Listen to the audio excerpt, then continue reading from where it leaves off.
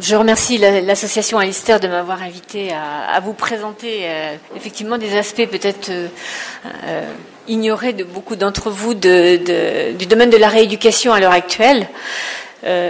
Donc on m'a demandé de vous parler de rééducation des troubles cognitifs et de réalité virtuelle.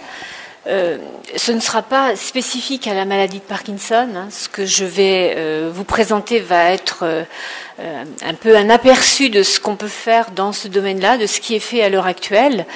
Et ce n'est pas du tout exhaustif, ce sont vraiment des choix qui sont faits. Si vous avez des questions ou si vous avez envie d'en savoir plus, je serais ravie de répondre à vos sollicitations ultérieures aujourd'hui ou plus tard. Pour information également, je suis ingénieure, donc je ne suis pas du tout du domaine de la thérapie comme vous pouvez l'être.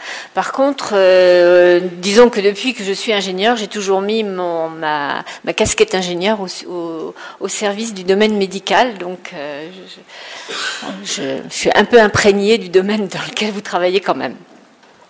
Étant donné que je suis peut-être un petit peu atypique par rapport à vous tous, j'ai juste une ou deux diapositives pour nous présenter. Donc je suis chercheur à Arts et Métiers ParisTech. Arts et Métiers ParisTech, c'est une école d'ingénieurs qui s'appelait autrefois l'École nationale supérieure des arts et métiers et qui a différents établissements répartis sur toute la France. Et je dépends du centre d'Angers. Mais au sein d'Arts et Métiers, nous ne faisons pas des activités autour de la santé uniquement à Angers. Il y a d'autres équipes, et notamment à Paris, le laboratoire de biomécanique, qui est un gros laboratoire dans le domaine de la conception des prothèses, par exemple. Et dans le domaine de la réalité virtuelle, il y a aussi une autre équipe au sein d'Arts et Métiers ParisTech qui se trouve à Cluny et qui travaille aussi dans ces domaines. Donc, au sein d'Arts et Métiers, nous avons un réseau ingénierie pour la santé, donc une dynamique dans le contexte qui vous concerne. Alors, je dépends du laboratoire des Arts et Métiers ParisTech d'Angers, mais comme vous le voyez, ce laboratoire a deux antennes, une à Angers, une à Laval. Donc moi, je viens de Laval, où nous sommes spécialisés dans le contexte de la réalité virtuelle. Et je suis responsable d'une entité handicap et innovation technologique. Nos sujets de travail, nos axes de recherche concernent la conception de méthodes et d'outils pour la prise en charge thérapeutique. Nous travaillons majoritairement dans le contexte de la rééducation cognitive, de la stimulation cognitive et également du traitement de troubles anxieux. Et disons que nous utilisons les technologies de la réalité virtuelle, mais nous utilisons aussi d'autres technologies comme celle de la réalité augmentée. Donc, je vous en dirai un mot un petit peu plus tard parce que je vais présenter pour rebondir sur la présentation de Monsieur Azoulay ce matin, je vais présenter un outil de réalité augmentée dans le contexte de la maladie de Parkinson. Et nous utilisons aussi les technologies du web pour créer des outils.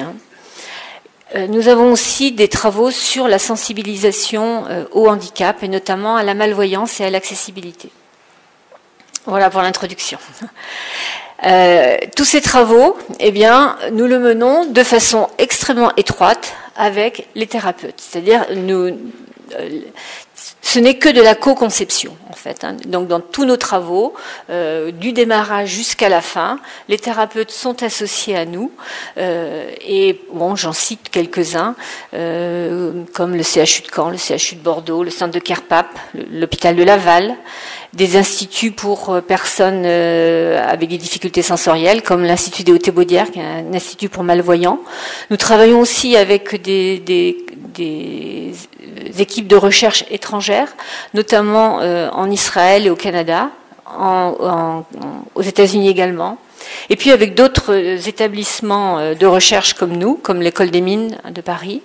Et maintenant, nous avons, depuis 2 ans, réussi à amener les industriels à nous suivre dans ces projets, comme EDF ou Dassault Systèmes. Et c'est très important que les industriels nous suivent dans les projets parce qu'en fait, le résultat de nos travaux ne pourra atteindre les patients ou les thérapeutes que si les industriels nous accompagnent. ce n'est pas simple pour les industriels de s'investir dans ces domaines, parce que ce sont les technologies qu'ils développent ont pour l'instant été plus utilisées dans le domaine de l'industrie, où ils avaient un modèle économique qui était très clair, et maintenant quand ils s'investissent dans le domaine de la santé, ce modèle économique est à construire pour eux. Mais il y a une démarche. Alors notre objectif général concerne l'amélioration de la qualité de la vie, le bien-être et la prise en charge des patients par des offres diversifiées qui seront portées par les technologies de l'information et de la communication. Alors, ma présentation va se répartir autour de ces 4 points. Hein. D'abord, vous expliquer un petit peu ce qu'on entend par mise en situation sous réalité virtuelle et pourquoi on estime que c'est intéressant, le contexte de la rééducation cognitive et quelques approches que je vous présenterai dans ce domaine-là.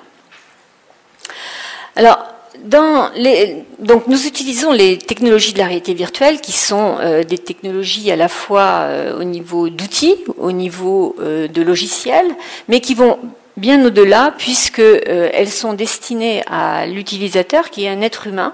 Donc, outre tous ces aspects techniques que je vous ai évoquées, dans le contexte de nos travaux, nous nous intéressons à l'être humain, à son fonctionnement, que ce soit son fonctionnement cognitif, physiologique, et donc les sciences humaines, les sciences de la vie sont bien évidemment associées pour la réalisation des travaux. Alors, que nous permettent ces technologies? Eh bien, elles vont nous permettre de proposer aux personnes des activités à la fois cognitives et sensorimotrices. Alors là, vous voyez un petit exemple, hein, c'est un supermarché. Hein, et ces activités cognitives et sensorimotrices sont proposées dans des environnements qui sont simulés en temps réel par les ordinateurs. Et les personnes vont pouvoir accéder à ces environnements, ces espaces d'interaction, grâce à tout un interfaçage que nous appelons un interfaçage comportemental, soit pour percevoir les informations qui sont émises par les environnements virtuels. Alors les informations, elles peuvent être sous toutes les modalités sensorielles, hein, soit pour transmettre les actions, l'intention, les actions que la personne veut faire dans ces situations. Alors, donc, nous sommes amenés à recréer une boucle perception, cognition, action dans les systèmes virtuels, tout en sachant qu'au travers de cette boucle, elle passe par l'usage d'interfaces avec toutes les contraintes que peut impliquer l'usage d'interfaces. Ce sont des outils qui sont fabriqués, qui sont souvent en dessous des capacités de nos sens. Par exemple, si on prend les interfaces visuelles, elles sont souvent moins bonnes que nos sens, et malgré tout, c'est par ces interfaces visuelles qu'on va percevoir l'environnement. Et donc, il y a 2 notions qui sont extrêmement importantes dans les environnements virtuels. Ce sont les notions d'immersion et d'interaction. C'est-à-dire que grâce à cet interfaçage, on va emmener la personne dans cet environnement virtuel. On dit qu'on l'immerge. Certaines informations peuvent ne venir que de l'environnement virtuel vers la personne. Hein. Et puis, on va aussi faire en sorte qu'elle ait l'impression d'y vivre, d'y interagir. Et cette immersion et cette interaction, nous allons la réfléchir à 3 niveaux. Au niveau fonctionnel, c'est-à-dire que nous réfléchissons d'abord aux activités que l'on va souhaiter faire à la personne dans l'environnement.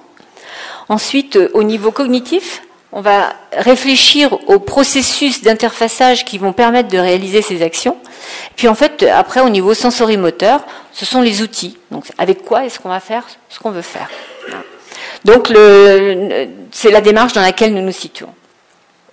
Alors, ici je cite les patients, mais c'est en règle générale, les patients donc qui vont avoir des lésions cérébrales, eh bien, ils vont pouvoir exploiter l'intelligence qu'on met dans les objets qui sont dans ces environnements virtuels pour développer des capacités. Et la compréhension de la performance des patients dans ces environnements virtuels, elle est faite dans une perspective cognitive distribuée. Il n'y a pas que le patient qui va intervenir dans le système, dans la performance, il y a le système qui a été créé, la tâche qui a été conçue, le thérapeute qui peut éventuellement interagir sur ces tâches. Donc il y a tout un ensemble au travers duquel on explore les capacités des patients. Alors au niveau des thérapeutes, eh bien, ces environnements, ces mises en situation permettent, dans un premier temps, de reproduire des objectifs thérapeutiques traditionnels. Là, je vais vous montrer une petite vidéo qui montre un exercice. Il y a un petit peu de son normalement, voilà.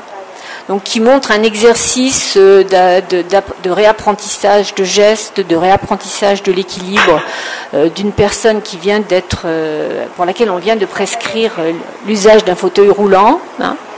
Donc, lors de l'entraînement dans ce genre d'exercice, les ergothérapeutes, alors cette vidéo vient de Tamar Weiss, qui est ergothérapeute, chercheur à l'université de Haïfa en Israël.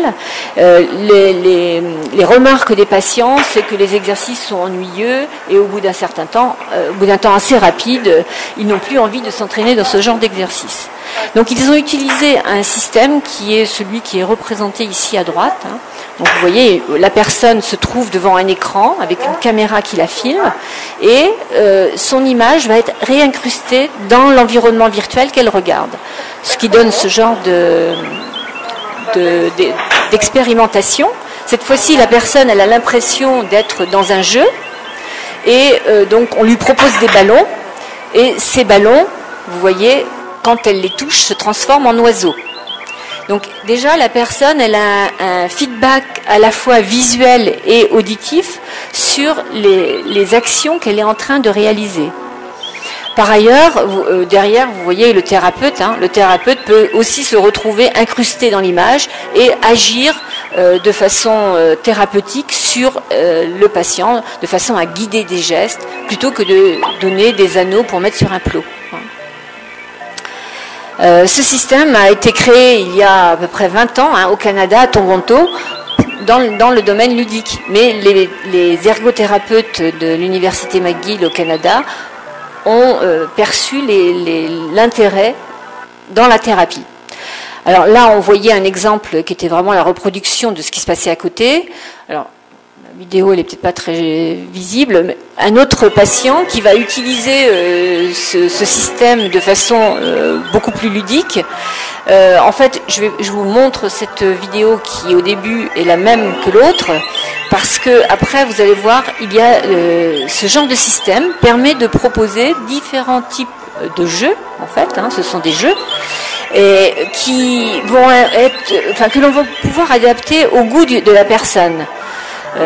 Alors, ce sont des jeux, mais néanmoins, tous ces ballons, la position de ces ballons, tout ceci est paramétrable par le thérapeute. S'il veut que tous les ballons arrivent d'en bas, eh bien, ils n'arriveront que d'en bas. S'il veut que les ballons n'arrivent pas plus haut qu'une certaine hauteur, ils n'arriveront pas plus haut. Donc, il y a toute une personnalisation du jeu qui peut être faite. Et là, vous voyez, bon, cette fois-ci, c'est un jeune qui s'est retrouvé paralysé des jambes. Il ne pourra jamais jouer au football, mais néanmoins, dans ces exercices de rééducation, c'est ce qu'on lui propose pour réacquérir de l'aisance, mais aussi pour bouger. Donc voilà, proposer des exercices traditionnels, et puis en utilisant ces outils, eh bien, donc cette équipe israélienne a transformé le programme pour proposer des paradigmes, pour créer de nouveaux paradigmes d'évaluation et d'interaction. Alors ici, c'est le même système qui est utilisé pour... on se retrouve dans le contexte finalement d'aller faire ses courses. Donc il y a une tâche qui est prescrite, il faut se promener dans une sorte de supermarché pour aller faire ses courses, mais on utilise une composante quand même motrice puisque les courses peuvent être posées à des hauteurs plus ou moins élevées. Et vous voyez que la navigation dans cet environnement